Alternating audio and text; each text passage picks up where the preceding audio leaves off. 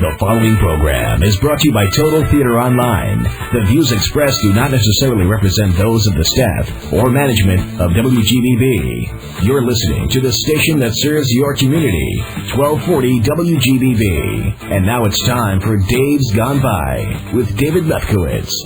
Well, there goes the Daverhood. Welcome, everybody, to Dave's Gone By, an hour of music, talk radio, high culture, and low comedy, produced by Total Theater and hosted by me, Dave Lefkowitz, and brought to you by our sponsor, Berkshire Financial Group, for all your mortgage needs. And for all your food and copy needs, we also thank the Tondor Grill, 222 Sunrise Highway in Rockville Center, and Minuteman Press of Hewlett. More about them later on. Thanks for tuning in on this Thursday, April 29th. We're here till 8 o'clock. And I mentioned last week that one of the reasons I've been so busy the past couple of weeks is that it's the tail end of the theater season. I'm a theater critic and publisher and editor, so I work on a lot of deadlines connected to when productions are opening and closing. And right around this time of year, things get absolutely nuts because producers are desperate to open their shows by the first week in May, if not earlier. Why? Because that's when all the awards come out. The Outer Critics Circle, the Drama Desk, the Drama League, the Tonys, of course. All these places have deadlines in late April or early May. So, either the show has to open to make that deadline, or it has to wait until the following year to be considered. And if you're the producer of a show that you think could be a contender, you don't want to open it in late June and then hope awards voters remember it 10 months later. So, you get two big rushes, at least on Broadway. The first is the fall. Now, the season itself actually starts in May-June. After all, once you've passed the deadline for that year's Tonys, the next Broadway season starts the next day. But people generally think of the season starting, like all the other arts, in the fall, late September. And then you generally get a spate of shows opening on and off Broadway in October and early November. Then things quiet down somewhat as the tourists come in for the holidays, with the big shows having already opened, and the small ones hoping to tough out the winter. And the winter is tough. Not a lot of things open in January and February. In fact, things are more apt to close, because people tend to stay more housebound in bad weather. With a snowstorm every other week, tourists aren't visiting, and all the Jews are in Florida. So who's left to go to the theater, right? That's why even the big hit musicals have fire sales in the middle of January. 50% off for Chicago, 2 for 1 at Mamma Mia, shows that have no problem doing 80 or 90% business the rest of the year. Well, by March, things do pick up, and everybody gets in gear for the big April push. All the off-Broadway shows that struggled through the winter now try to take advantage of the renewed traffic, and all the new Broadway shows rush through rehearsals and try to stake their claim in time for the Tony deadline. That's why there may not be a single new Broadway opening between Christmas and Valentine's Day, but you'll see 10 between Easter and Mother's Day. So, over the past couple of weeks, Broadway has seen the opening of Match with Frank Langella, Raising in the Sun with P. Diddy, a revival of Stephen Sondheim's Assassins, a revival of Tom Stoppard's Jumpers, imported from England, Alec Baldwin and Anne Heche in 20th Century, and still to come are the musical Bombay Dreams and the Broadway move of the off-Broadway hit Caroline or Change. So it's been crazy time in the theater world, always is this time of year, and I've been somewhat remiss on this program, Dave's Gone By, in following the late season. I usually do a theater segment at least once a month. In fact, people who don't really know this show, but know me, automatically assume Dave's Gone By is some kind of theater show, like Everything Old is New Again on BAI, or the weekly show tune show they used to do on QXR. But no, Dave's Gone By isn't a theater show, it's an everything show. Smart talk, silly talk, special talk, and music, with perhaps an extra emphasis on theater, since that is my passion, my stomping ground. but not every show, certainly not every segment. And yet, I do apologize for short-shrifting theater the past few weeks, as this program went through its schedule change. We used to be on a different night, and I've been tinkering a little with the format. But now we're settled in. Thursday nights, 7 o'clock on AM 1240, WGBB Freeport, and live streaming at davesgoneby.com on the Internet. And tonight, we make up for the lack of theatricality in recent episodes with a really cool version of our segment, Dave's Gone Cultural. My guest is a newcomer to the program, but not to theater, Iris Dorbian. She's the editor-in-chief of Stage Directions magazine, which is a journal for heavy-duty professional stage people, especially technical folks, designers, stage managers. But don't worry, we're not going to talk tech. Iris and I are going to talk Broadway and review a couple of the shows that recently opened, including the revival of Fiddler on the Roof with Alfred Molina as Tevye. Tevye? Who's that? Tevye. And a political drama called 16 Wounded, starring Judd Hirsch. Now, that show closed this past weekend, but I think it's still worth talking about, and so talk about it we will. And we will also give our picks for the best and worst of this theater season, Broadway and off-Broadway. So don't miss it. That's coming up this hour. Iris Dorbian on Dave's Gone Cultural. But even if you're not into theater, stay tuned, because we also have our flagship segment, our cross between Weekend Update and The Daily Show. We call it The News Gone By, and we have a bunch of fun stories for you this week, including news about balloons, Billy Joel, frisky gorillas, and flatulent dogs. Oh yes, folks, if you've never heard The News Gone By, keep it at AM 1240, and you will. And just in case you're under 15 or 14 years old and you're hearing this program unsupervised by an adult-type person, well, you might want to make sure it's okay to keep listening, because this program is rated DGB-13, the Dave's Gone By equivalent of the movie's PG-13. We don't say anything terrible or scare the FCC into right-wing blackmail, but you may hear a joke or a phrase or an idea that your parents might not think you're ready for. So, if you hear it, instantly forget it. Everything I say should go in one ear and out the other. Or out the same ear, if you prefer. It can sneak halfway in, look around, get scared, and back out. Whatever works for you. Just letting you know so you're prepared. And I'm prepared for a fun show tonight, so stay with me on this 74th edition of Dave's Gone By, titled Feb Wouldn't March, but April-May. We'll begin with the news gone by, just 2 commercials from now. You know who's never eaten at the Tandoor Grill? Osama bin Laden. And you want to know why? 2 reasons. 1, he's an idiot. He doesn't realize how tasty their appetizers, main courses, and Indian breads can be. 2, he must be living in a cave, because for months I've been telling people 222 Sunrise Highway in Rockville Center with a menu at TandoorGrill.com. Osama doesn't even know you can get 10% off by mentioning Dave's Gone By. And you know what? Don't even tell him about the Tandoor Grill. He'll never know it's India-licious. Okay, folks, you've all seen the news. The economy's picking up, but inflation's also starting to rise, and we've seen the bottoming out of interest rates. If you've been waiting for the last minute to buy that house, refinance that mortgage, or lock in that home equity loan, this is the last minute. In fact, it's past the last minute. The last minute was a minute ago, but it's not too late. Not if you have Berkshire Financial Group on your side. At Berkshire Financial, it's all about customer service. It's all about caring for the client. And they do it by meeting your financial needs. Berkshire Financial Group is a licensed mortgage banker in New York State, Pennsylvania, New Jersey, and Connecticut banking departments.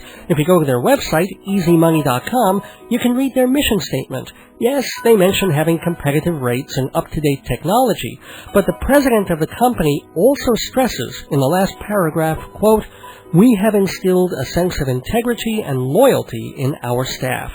That's what makes Berkshire different from all the other bankers. It's why you should contact them instead of some too-good-to-be-true TV offer or some newspaper ad that has fine print you can't read without a microscope. Berkshire Financial gives you the rates, the care, and the quality. Log on to their website, easymoney.com, and see what they can do for you, whether it's home improvements, mortgage reductions, or buying your first condo.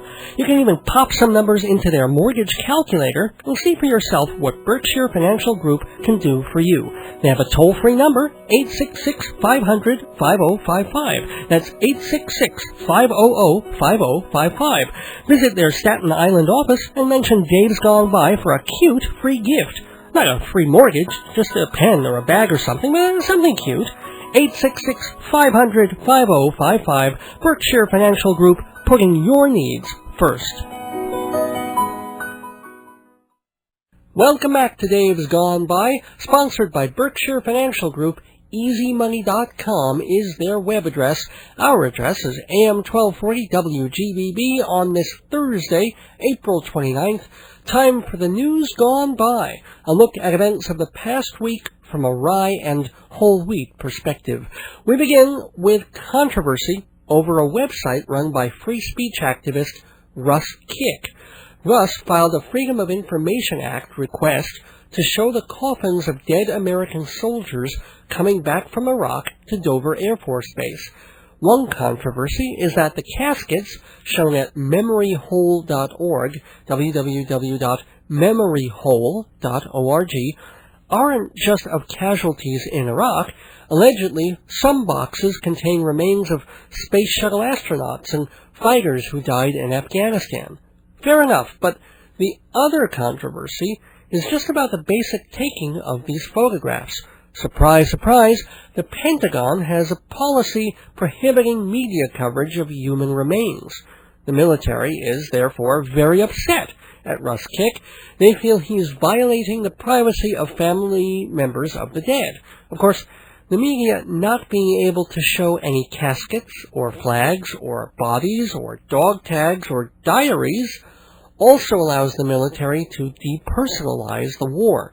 In a visual culture like ours, you can understand how hearing that 700 soldiers have been killed in Iraq is a little different from seeing 700 coffins in a row. And of course, the Vietnam analogy again rears its blood-soaked head. One Democratic congressman told folks on the Today Show, quote, "As people began to see the reality of Vietnam and see the 55,000 people who were killed coming back in body bags, they became more and more upset by the war. This is not about privacy for the military. This is about their trying to keep the country from facing the reality of war," unquote. I tend to agree, especially since the photos that are causing such friction aren't even of corpses or body bags, but clean, closed caskets. Of course, people might be disturbed by seeing the logos of Coca-Cola, Nike, and Exxon on the sides of the coffins, but hey, how else is the Pentagon supposed to make up the deficit? Speaking of caskets, tragic story out of Madrid where 3 people were sailing in a hot air balloon that hit a smokestack. The balloon caught fire, and rather than burn up, the 3 travelers jumped to their deaths. The worst part is they landed near an elementary school. One child told the Associated Press, quote, "The bell for recess sounded, and we saw the 1st and 3rd graders crying because they saw it all. One of the bodies hit the roof and fell to the ground," unquote. It's pretty horrible, and the question does arise, why nobody was wearing a parachute? I think the answer is the balloonists were trying to show the students a basic theory of economics. First you have inflation, and everything goes up, but then everybody gets fired. You have deflation, then a crash, and then a long, messy cleanup.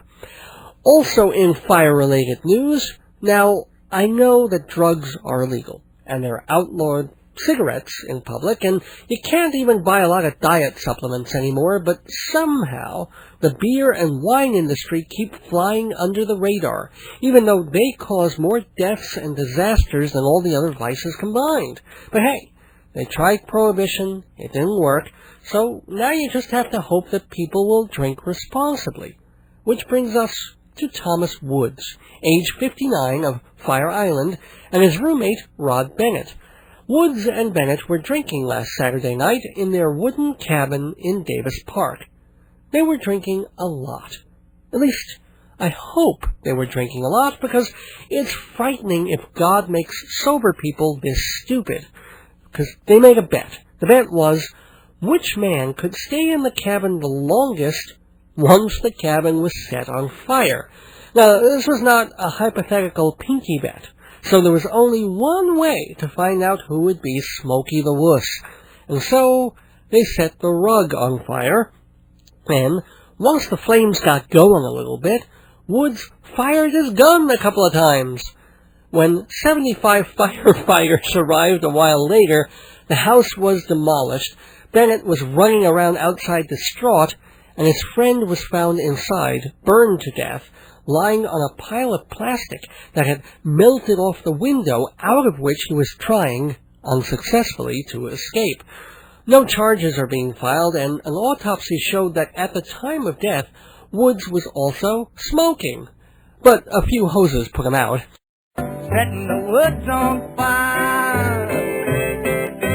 In local education news, a married high school teacher has taken a plea deal from the Queens District Attorney. Apparently, the teacher had a steamy lesbian affair with a 16-year-old student. I asked the DA, and he said it's a fair deal. She gets to keep her job, and I get to keep the videos. Speaking of sex, in theater news, get ready for the opening of a new Broadway drama by the author of Children of a Lesser God. Although Mark Madoff's Primate also stars Phyllis Freilich, it's a very different play, to say the least. According to the New York Post, Primate deals very graphically with animal sexuality. Tony winner Andre DeShields plays a frisky gorilla in the show, no joke, and at one point he shows he's taken a liking to his female scientist by marking her, as it were, and worse still, when he gets a little out of hand at one point, the only way the woman can calm him down is by masturbating him on stage. Asked if it was difficult to find an actress willing to do that scene on Broadway, the producers said it was. They did have someone in mind who had a lot of experience having sexual relationships with a big, hairy gorilla, and they asked her, but Robin Williams' wife said no. Here's a story from the New York Post's Weird But True column. We usually get something from them every week. This one's about a new invention, doggy diapers.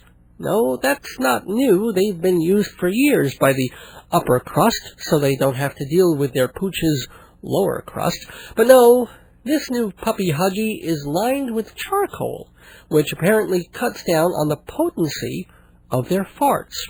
The inventor, Frank Morosky, says he waited a year to put the diapers on the market, literally because he felt stupid about it and thought no one would buy them. Now he's selling them for $20 a pop, or a plop.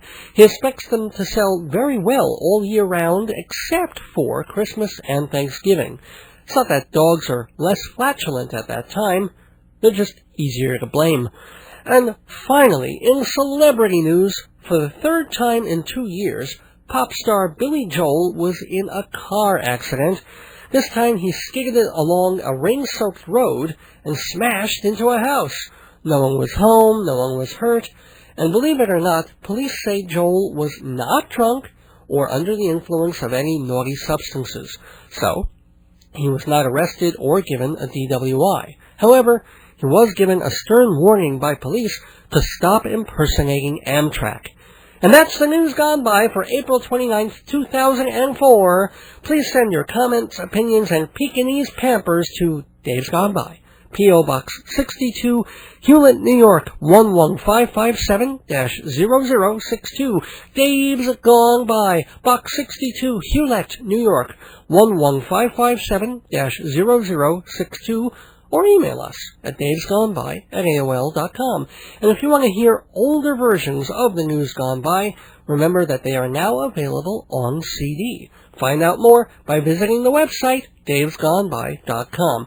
And please write to me. Let me know if you like the new time slot, if you're enjoying the show, the interviews, the music, the merriment, davesgoneby@aol.com.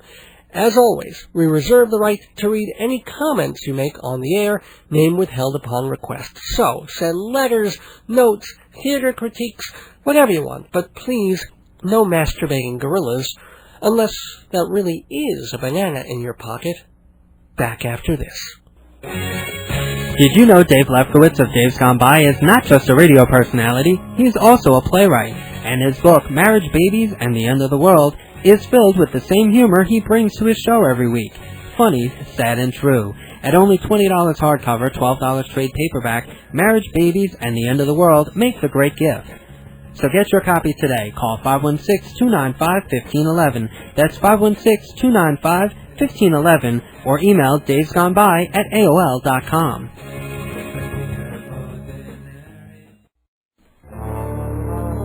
Oh my God, the wedding is next month. We need flyers, invitations, booklets. Irving, we are screwed. No, we're not, Pearl. We'll just go to Hewlett Minuteman Press. Hewlett Minuteman? What can they do? Printing, engraving. Really? Letterhead, souvenirs. Wonderful! Are they still at 1315 Broadway in Hewlett? Yup, 516-569-5577. Well, stop dawdling. Let's go! Yes, dear. Day after the wedding, I kill her. Before you go to the box office, before you spend your hard-earned money on a Broadway show, do the research. With theater tickets topping $100, why not invest the time to see if you want to see it? Read Performing Arts Insider, your guide to all of New York theater, with timely listings, reviews, rumors, everything you need to know before you go. Performing Arts Insider. Single issues and subscriptions available from TotalTheater.com or call 516-295-1511. Welcome back to Dave's Gone By on AM 1240 WGBB Freeport and AM 1240 WGBB.com. Time for a segment called Dave's Gone Cultural, and that's what I do here sometimes, mostly involving the theater, because I'm a theater critic and love the theater very, very much, and want to share that all with you. And sometimes I do it alone. I do a review or play some show tunes, even though I'm not gay. So no, sometimes it's more fun to do this segment with someone else, and I've had a lot of wonderful theater critics on debating and talking about the theater with me on this segment.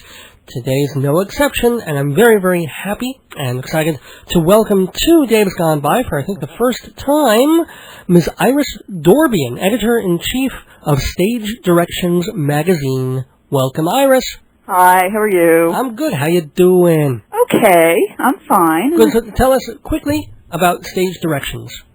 Stage Directions is a 16-year-old theater. It's a 16-year-old. Oh my God, that's a little sick. Let me tell you. Yes, we're the jailbait of publications. All right.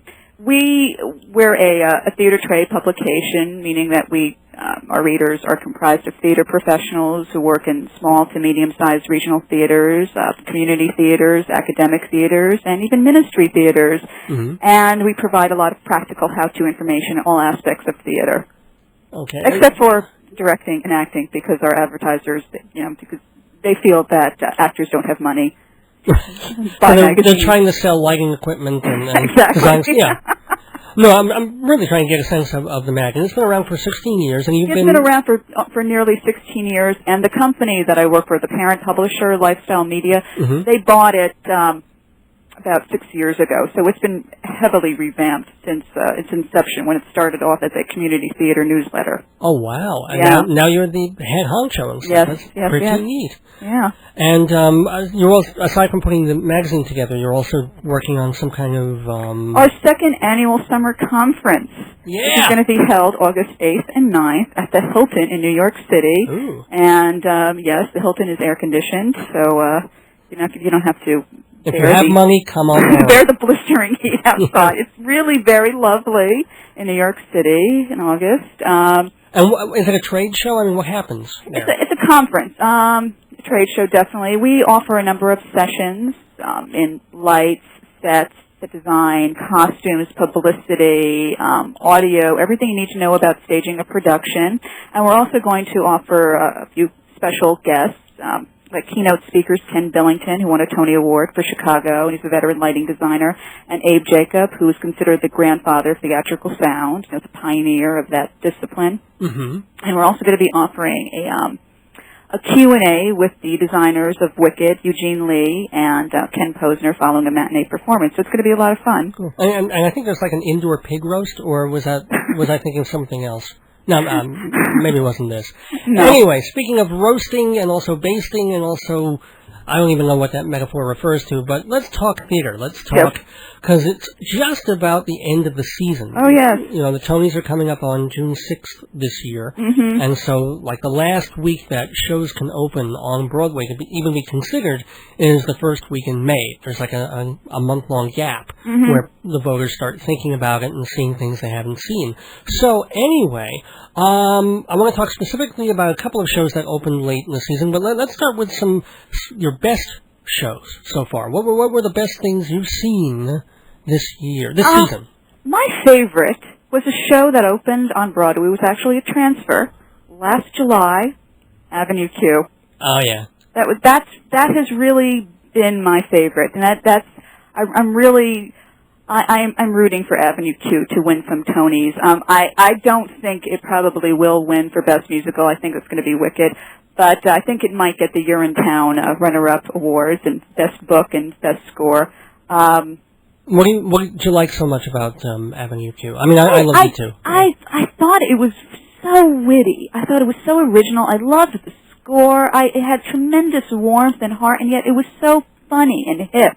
And to anyone like myself, and like you, who grew up weaned on Sesame Street, I got such a kick out of like this adult revisionist take on what's really Sesame Street. Yeah, you know what's really weird? Yeah. I was a kid, Mm-hmm. but I remember seeing like the first week of episodes of Sesame Street and how weird and wild and exciting that was. And I just for the heck of it, I had the TV on this morning and I turned on Sesame Street.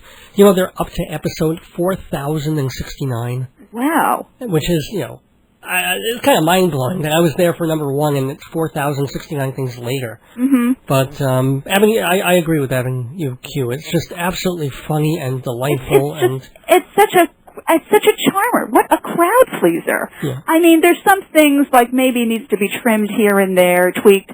But other than that, I just enjoyed it thoroughly. Some of the songs are just marvelous. Like that song, The Internet is for Porn. Oh, yeah. Hilarious. Hilarious. The lyrics are so bitingly funny.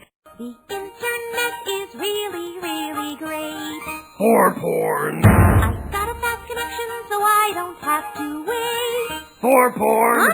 There's always some new site. For porn. I browse all day and night. For porn. It's like I'm surfing at the speed of light. For porn. The internet is for porn. The internet is for porn. What are you doing? Why you think the net was born? Porn, porn, porn. Trekkie, Oh, hello, Kid Monster. you are ruining my song. Oh, me sorry, me no mean to. Well, if you wouldn't mind, please being quiet for a minute so I can finish. Okie dokie. Good. I'm glad we have this new technology. For porn. Which gives us untold opportunity. For porn. Oh, sorry. From your own desktop, For... you can research, browse, and shop until you've had enough and you're ready to stop. For porn. The internet is for porn. The internet is for porn. Me up all night hugging me porn to porn, porn, porn. That's gross. You're a pervert. Ah, sticks and stones, Kid Monster. No, really, you're a pervert. Normal people don't sit at home and look at porn on the internet.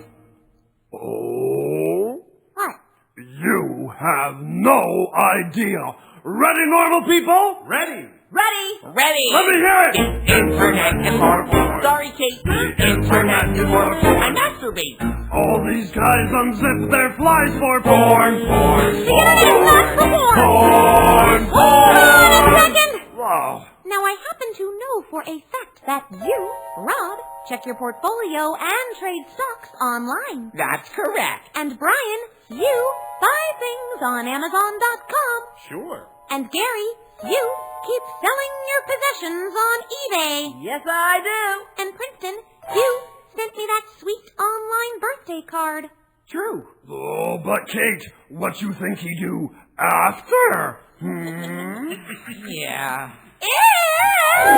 The internet is for porn. Gross! The internet is for porn. I hate porn. Grab your can double click for porn. Porn. I hate the net. Porn. I'm leaving. I hate the internet. The internet is for internet is for internet is for porn. Yeah. And it's really, I think it's a musical that's geared for like anybody in their 20s to their 40s. That group. That's your best musical. Oh yeah. Do you have a best play? There haven't been that many. You can go off Broadway for this one. It doesn't have to be Broadway. God, plays. Oh. It's very difficult because I wasn't crazy about most of the plays that I saw. There was one play, Anna in the Tropics, which won the Pulitzer. Yeah. Which I thought, I saw that. I think that was a case where it probably read better as a text as opposed to being acted on stage. And I feel that way about a lot of Tom Stoppard's works, that it probably reads better as opposed to actually seeing it on stage. Oh, I don't know. I wouldn't necessarily say that about Stoppard. He's probably pretty dry on paper. But with Tropics, I agree with you in a very same conclusion, but through a different means. I think it was just badly directed. I think Emily Mann just had it lay there on stage with no sensuality, no real movement. But there was no sensuality. I mean, when Ben Brantley was going on and on about the sexual chemistry between Jimmy Smith and Daphne Rubin Vega, I wanted to get out a microscope because I couldn't find it. I mean, first of all, she looks like a chihuahua, and he's standing there looking like the ice cream man. Nothing. No, he looked like Alexa Hente from the old Colombian coffee commercials. Didn't he remind you of that? Like he's about to inspect your coffee? Yeah, yeah, basically in that cream-colored suit. He looked constipated. So did everybody in the audience. No, but it was a missed opportunity. I'm not saying the play was incredibly great on paper, or that it necessarily is worthy of the Pulitzer Prize or not, but I don't think it got quite the fair shake it deserved on Broadway. Anyway, let's get to I have to say, may he rest in peace. Victor Argo I liked his performance very much. Oh, and what about her? I was very sad to hear of his passing. Yeah. And Priscilla Lopez. I mean, she kind of carried the second act. Yeah. And the gal who was in the ingenue role, what would be considered the ingenue role in that show, she was quite good too. Yeah. Okay. Maybe. Anyway. At least she had a pulse, which is more than I could say about Daphne Rubin Vega. Thank you. Yes, agreed. Okay, speaking of dead, right. Here's a show that's still alive for a moment, but it's going fast. Oh, the pulse is receding. One that just opened. We're not talking about best and worst anymore. We're just going to talk a little about some shows opening late in the season. Mm-hmm. And two of us both just saw separately 16 Wounded. Right. Played by Elian Kryam, I hope I'm pronouncing that correctly, a newcomer to Broadway, which is actually a pretty exciting thing and a fairly rare thing. Very rare. For plays, yeah. So, you want to tell us a little bit about the show and what you thought of it? Well, I guess not. Let's close by the time people are hearing it. Want me to tell you about the show or just my feelings about the show? Well, just tell people what it's about. Tell, what happens. Okay, it's the show. It's about... it's about 2 hours and 15 minutes. It's about the unexpected and unlikely friendship that is formed between a Holocaust survivor who owns and operates this bakery in Amsterdam and this Palestinian who's in hiding from a dastardly deed that he committed in Israel, where he blew up a bus. Right. Well, boy, you just gave away the whole first half. Might as well. It's going to be closing on Sunday. I don't think it deserved the critical drubbing that it got. The reviews were negative but respectful. It's not like they whacked at it with the yeah, but I still remember Ben Brantley's review where he just trounced it totally. I mean, yes, I do agree that some of it was quite superficial. They were glossing over a very serious issue in kind of a sitcom type of way. and it was rather simplistic. It was peopled with cardboard stereotypes, but there are some good things about it. Like? I liked the actor who played the Palestinian, Omar Mitwali. Mm-hmm. I really liked his performance a lot. Yeah, I mean, I don't know if there is or can be such a thing as a charming terrorist, but he was. and a terrorist where you actually, can, even though I'm loath to understand the point of view of a terrorist, but you can kind of understand what leads him to the circumstances that lead him to the climax of the play. Right. You can understand that, and I really credit his performance with that, because I don't think the writing is that great. I think the writing was very underdeveloped. Like the writing for the Judd Hirsch character. Mm-hmm. He plays the baker. Baker who is Jewish, although we're not really told that until a long time into the play. We just sort of assume I thought that the writing for his character was not as clearly defined as the writing for the Palestinian. But then again, Judd Hirsch's lackluster performance didn't help matters. What did you think of the accents? I liked the Omar's accent as Palestinian. Liked his accent very much. I did not. I was trying to understand Martha Plimpton's accent. Yeah. What was that? Dutch, but then she sounded English, sort of. I think maybe she was English, and then moved to Dutch, Danish. And I thought that her performance, with these sitcom charts that's been leveled against the show, I thought her performance was the epitome of that. I didn't think she really skimmed the surface of that role, but then again, I don't think the writer did either. Whereas the actress, Jan Maxwell, who played the prostitute, she gave a wonderful performance. She was like, you noticed, well, obviously, first thing you see her, she walks out in a bra and panties, but besides from that, I mean, that'll do it. I'll notice Ernest Borgnine if he walks out there in a bra. I think everybody will. Well, yeah, but it was more than just that. I mean, she added a lot of... She had a lot of psychological depth and nuance to it, and she took a role that's rather underdeveloped. That she doesn't have those long monologues that Judd Hirsch has, and yet she made it so interesting that you're wondering more about her backstory. Yeah, we want to see more between Hirsch and her. Yeah, and less between because Omar and the other girl fall in love rather quickly. Yeah, that was another thing. I mean, a lot of time passes in the play, so you can. I mean, in one scene. She hates him, and then the next moment, she's nuzzling his neck, and then you realize, I guess they've gotten together. Right, and I guess it is a thin line between love and hate, a thin line between holding the timer for a bomb and just carrying the bomb yourself. I don't know.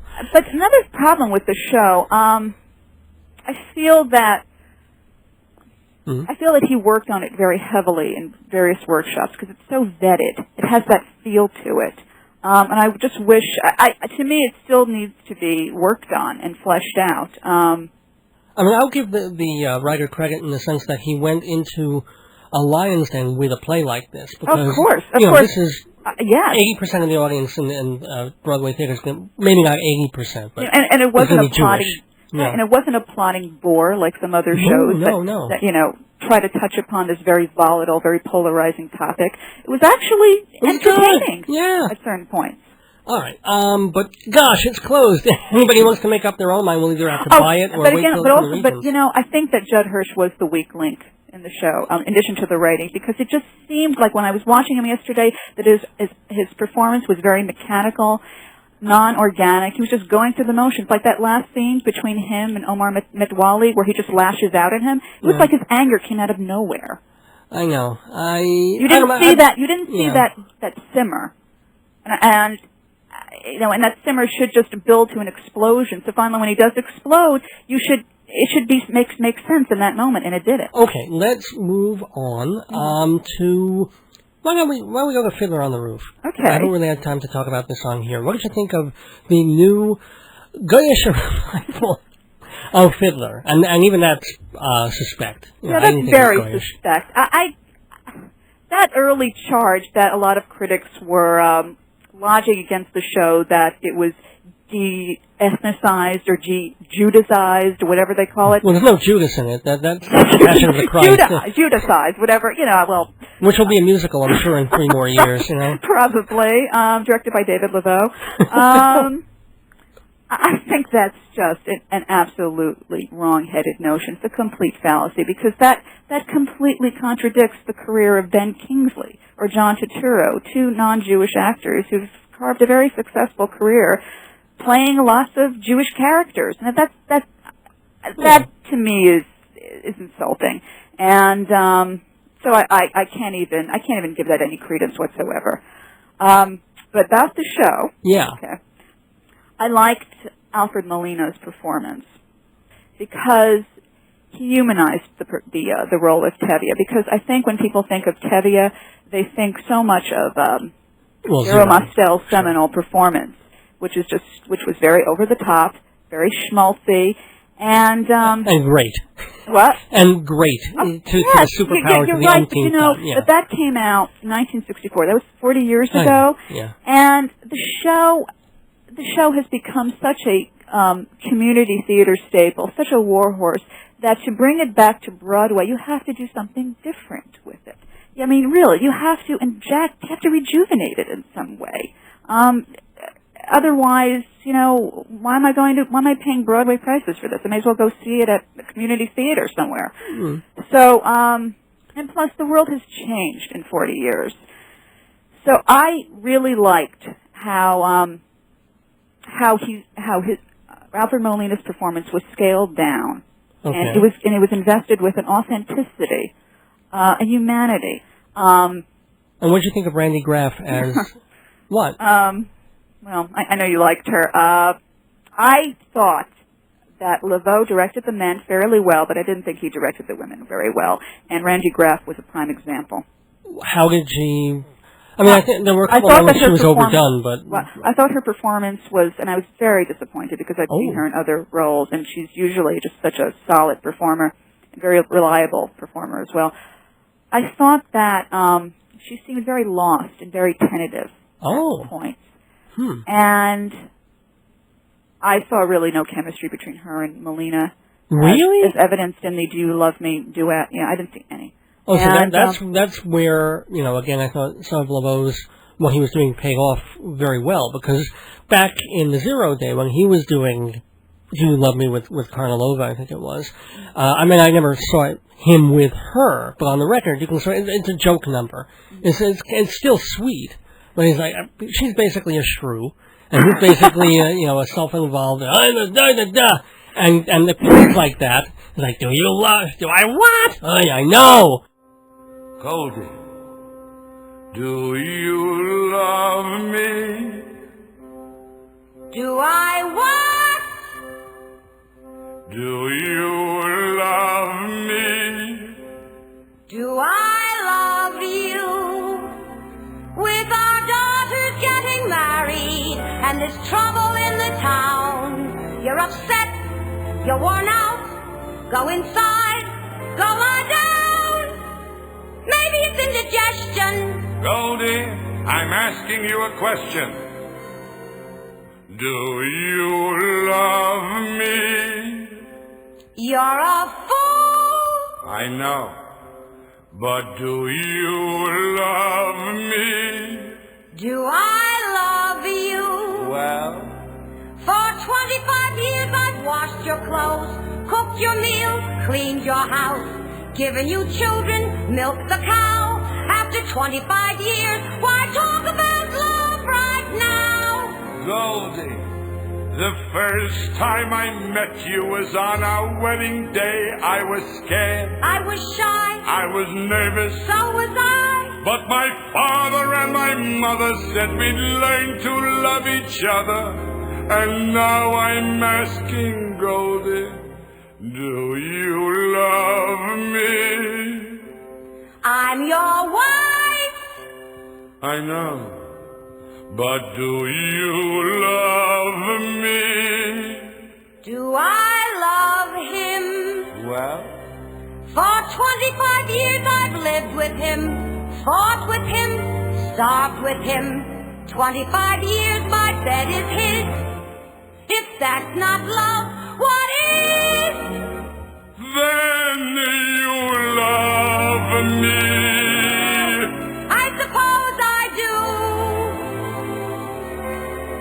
And and I suppose I love you too.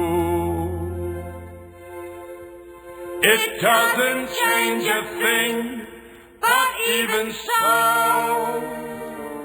after 25 years, it's nice to know.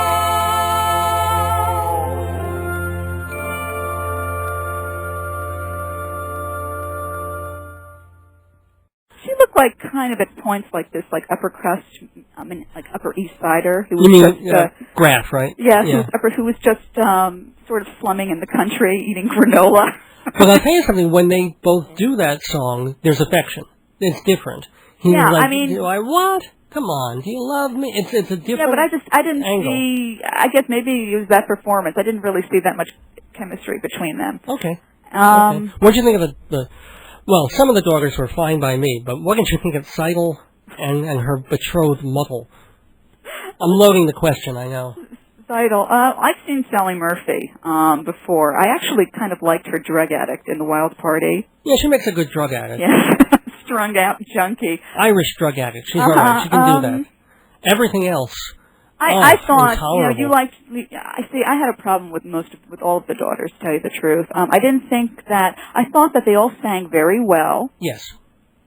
But I also thought that their commitment to the roles seemed, again, as in Graff's case, a little tentative. And also, they didn't have the earthiness. They didn't have any earthiness that I associate with Tevia's daughters. And maybe that's what critics single out and say it's de-ethnicized. But you don't need Jewish actresses for that. They didn't have any earthiness. And I also saw it with a colleague of mine from work, and she also mentioned the same thing. They were very antiseptic, very devoid of passion. Well, I felt passion, but you know what? I can see what you're saying. Very, I can almost very see bland these girls and in very the generic. Secret Garden, you know. And they were they were generic ingenues. Huddle's beautiful solo, "Far from the Home I Love," gorgeous, gorgeous song. Yeah, she sang it very well, but her choices were very strange. She just seemed like almost like very cavalier about this. Like this, she's taking this major step in her life. She's moving away from her family and her father, whom she loves very much. And yet, the actress, I think her name was Laura Michelle Kelly. I believe so. Yeah, she just seemed like she seemed indifferent about it. It was like very she should go to because this Penn is State or UConn or something. Yeah, exactly. It seemed like because this is a benchmark moment in her life where she's pleading with her father to understand her point of view and why she has to do this, why she has to go to Siberia, to see her fiance, to be with him. And it was almost like, she was telling him that she has to go get a pizza or something. It was. I was very disappointed in her take. Okay, but on the whole, I mean, we've been nitpicking a bit, or it's more than nitpicking. On the whole, I think it's a worthwhile production to see. Cool. Did you see the Topol one like 10 years ago? I only saw the film. Okay, that's cool. I mean, I saw the film with Paul Michael Glaser, who played the student. That's right, and who else was in the movie? It was Leonard Frey, maybe, and Austin Pendleton, and I don't even remember. Anyway, before we close the segment, we opened. Actually, I probably should have done this in reverse, but we opened with your choice for the best of the season. Season being going back from June of last year to now. What about the worst? Okay, Broadway, off-Broadway? You take your pick. Well, I didn't like this production of a new play called Beautiful Child that I saw earlier this year at the Vineyard Theater. I don't even remember who wrote it. I know it's a well-known Nikki playwright. Silver. Who? Nikki Silver. Oh, God. I guess I'm trying to just dispel the memories, from my head, just banish them. You want to tell us about? I mean, it's a good. Let me see. It's a good idea for a play. Good plot. There were some good performances. George Grizzard and Penny Fuller were very good as the parents. Mm-hmm. They were about these middle-aged couple who they're having problems with their marriage. The man, the couple, George Grizzard, he's having an affair with his ditzy secretary. Right. And they get a call from their son, that asking them, if he can come home. Their grown son, who's a teacher, and he tells them that he has to because of a cardinal sin that he committed. Yeah. And then you find... and a lot of cardinals have committed, apparently. Basically, it's like he and Michael Jackson have a lot in common. Exactly. That he's fallen in love with one of his 8-year-old students. Oh, who hasn't? Oh, my God. Exactly. And they've been having sex. And it just deals with that fallout and how his parents attempt to deal with it and attempt to stop him from continuing his lustful relationship with this boy. All right, now isn't that an interesting idea for a play? It's a very interesting idea. What went wrong? I'm trying to actually remember. Because it went wrong. It went very, very wrong. I think it just didn't understand the tone. I thought it was supposed to be a darkly humorous comedy, and then it shifted to like this insane melodrama in the second act. Right. And then towards the end, it went into something so bizarre. Yeah, there was this weird. Should we mention what he does? Yeah, I mean the play's closed. The play's been closed for 2 months. You can say whatever. For some bizarre reason, the playwright decided to script that the father blinds the son. So that way, he won't be able to see another boy again and seduce another child ever again. I find that really weird and very disturbing. Well, I'm sure maybe that's good. The playwright should have wanted you to find that disturbing. I just was like, what the hell? Where's that coming from? I didn't understand that. I didn't get that. I thought that the secretary... If he goes to a Braille school, he'll have all the young boys he wants. He feels like a fun 7-year-old. Big for your age, aren't you? Huh? Plus the subsidiary characters, the secretary. What was her point? And then there was the psychiatrist. I hated that actress. She's an annoying writer and an annoying actress too. Kirsten Vassalaro. She wrote Omnium Gatherum. Yes, she did. Rebeck. Yeah. I didn't like her at all. I wanted to throttle her. Oh yeah. Ugh, I couldn't understand what he saw in her. I mean, let's get this play off. Let's take a minute and just shake this play off of us. Are you ready? Oh, yes, this is still making me ill. Let's do it. All right, you got it? You got the play off of you? Yes. Okay, good. Just in time to close out this segment, and thank you, and remind people again that you are Iris Dorbian, Editor-in-Chief of Stage Directions Magazine. When is that big conference happening? August 8th and 9th in New York City at the Hilton. And people can read your stuff. How can people get Stage Directions, by the way? Well, it is available, limited newsstand distribution at Borders, Barnes & Nobles, Universal News outlets in New York City, but also you should check our website, www.stage-directions.com. Oh, Iris Dorbian, thank you so much for being theatrical with us on this episode. I hope you'll come back and do it again. Enjoy the end of the theater season and the summer season, and thanks so much for being on Days Gone By. Great, thanks. Bye. And now, the GBB Weekend Medley. Long Island's dating, Friday 6 o'clock. Bonnie D. Graham with lots of singles talk. She takes your phone calls and interviews her guests. Long Island's dating 'cause Bonnie is the best. Redman Music Show, Mr. Redman Music Show. 7:30 Saturday night. Independent music makes you feel alright. On the Redman Music Show is the place where you should go. Sundays at 7, make sure that you are home. For fast-paced right-wing politics, Your World with Joe Salzone. He tries to keep an open mind and sort out what is true. If you like a good debate, then Joe Salzone's for you. Long Island's Dating, Fridays at 6, Redman, Saturdays at 7:30, and Joe Salzone, Sundays at 7. Make it music to your ears. Welcome back to Dave's Gone By on this theatrical Thursday. My special thanks to Iris Dorbian for being my guest on the cultural segment. Find out more about Stage Directions Magazine by going to stage-directions.com. Gotta put the dash in there, stage-directions.com. You can read a bunch of the articles there and also see if you want to subscribe. And remember, if you're into theater, you'll also want to subscribe to Performing Arts Insider. Absolutely the most comprehensive guide to Broadway and off-Broadway available bar none. Visit TotalTheater.com to find out more. And speaking of places to visit, if you're hungry for yummy Indian food available on the South Shore of Long Island, you must visit the Tandoor Grill, 222 Sunrise Highway in Rockville Center, just across from the railroad station. Look for the big sign guiding you to the Bollywood Lounge, and tell them you heard about them on Dave's Gone By. That's good for 10% off your meal, and it's good for the show, because it proves to our advertisers that people listen, they pay attention, and they really hear the message. That goes for the Tandoor Grill, and also for Hewlett Minuteman Press. Photocopies, printing, engraving, little business gifts, big wedding invitations, it's all there. 1315 Broadway in Hewlett, open 6 days a week, 516-569-5577.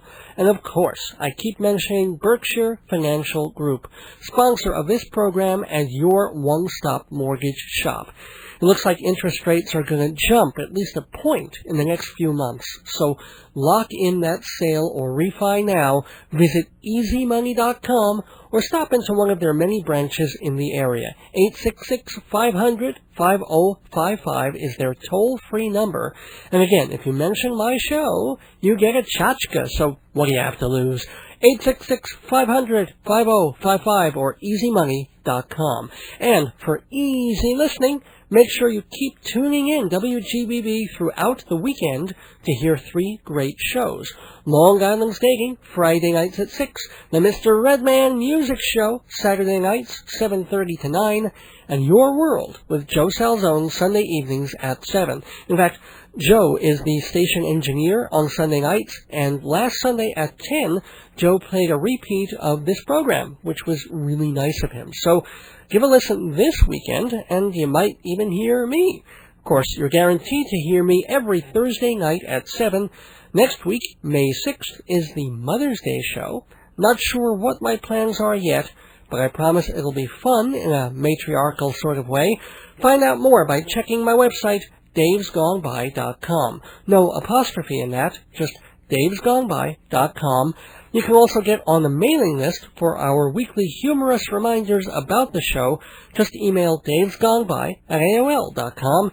And more than anything else, be here next week for the 75th edition of Dave's Gone By. Until then, I want to wish all my love to my wonderful wife, Joyce. All my best to all of you. Don't miss your days going by. Good night, go to the theater, and gone by. I will go on my way and jump the hedges first. Drink the clear, clean water for to quench my thirst. And I will watch the ferry boats and they'll get high against the blue ocean, against the moral sky. And I will walk and talk in gardens all wet with rain. And never, ever, ever, ever get so old again. Ooh, sweet thing. Yeah, yeah, yeah, yeah, yeah, sweet thing.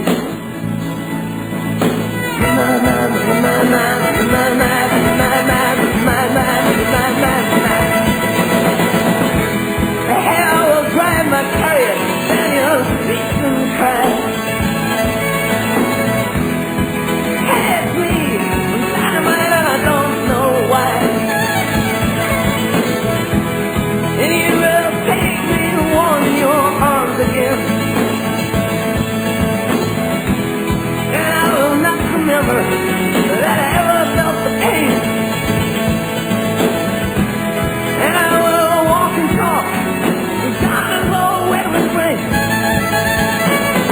And never, ever, ever, ever, ever get so old again. Ooh, sweet thing.